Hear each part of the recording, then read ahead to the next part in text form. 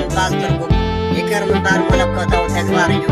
ይቅር ምባል ናይ ድኹማት ዘይኮነስ ናይ ሓየልትን በላሕትን ተግባር እዩ ይቅር ምባል ናይ ስዕረት ተግባር ዘይኮነስ ናይ ዓወትን ዓሰብን ተግባር እዩ ይቅር ምባል ንሰብን ንፈጣርን ናይ ምስገና ተግባር እዩ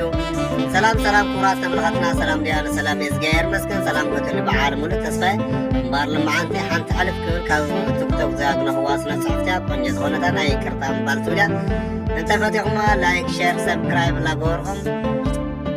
ተኸተሉና ክቡራት እየ ፅቡቕትያ ኣብዚ ኣምሃርቲ ዝኾነት ረኽዋ እና ርእይቶኹምላ ኣብ ኮይሞት ይቅር ምባል ናይ መለኮታዊ ተግባር እዩ ይቅርታ ምሕታት ናይ ድኹማት ዘይኮነስ ናይ ሓየልትን በላሕትን ተግባር እዩ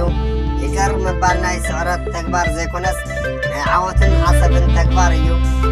ይቅር ምባል ንሰብን ንፈጣርን ናይ ምስገና ተግባር እዩ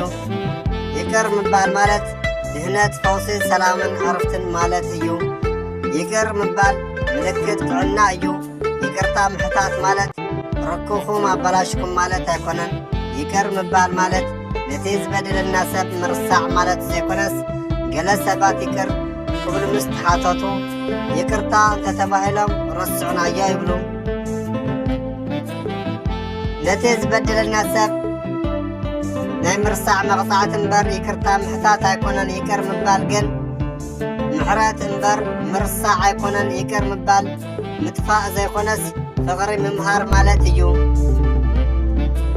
ኣዳም ንሄዋን ይቅር በላ ንሳ ድማ ኣብ ኣምላክ ዝነበረ እምነት ኣጥፋኣ ጓና ምፅአት ድንቂ ዓርኬ ድሕር ይቅርታ ይርከብ ነቲ በዳሊ ይቅር ምባል ምኽሳር ዘይኮነስ ፍቕሪ ምምሃር ማለት እዩ ይቅር ምስ በልካ ቀንዕኻ ምኻድ ትጅምር ነቲ በዳሊ ይቅር ምባል ምልክት ሓይልኻ ርእስካ ምትእማን ማለት እምበር መግለፂ ናይ ድኹማት ኣይኮነን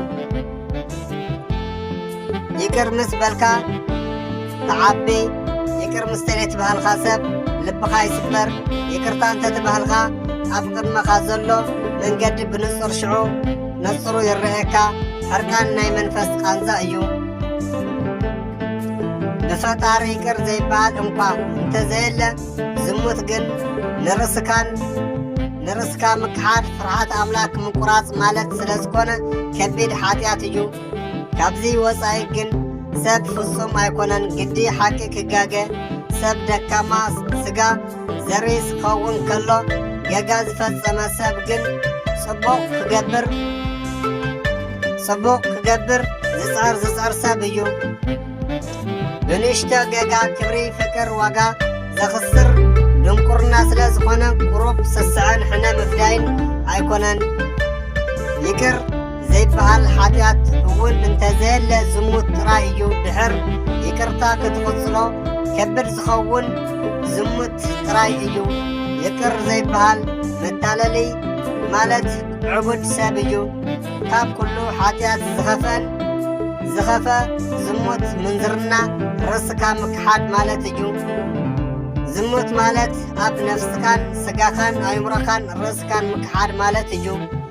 ካብዚያ ክቡራት ኣሕዋተይ ተማሃርኩም ትኾነኹም ተስፋ ይገብር እንተፈቲኹማ ላይክ ሼር ሰብስክራይብ እናገበርኩም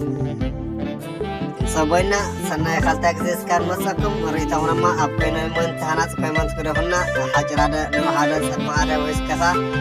ኣብ ኮይሞንት ክደፍ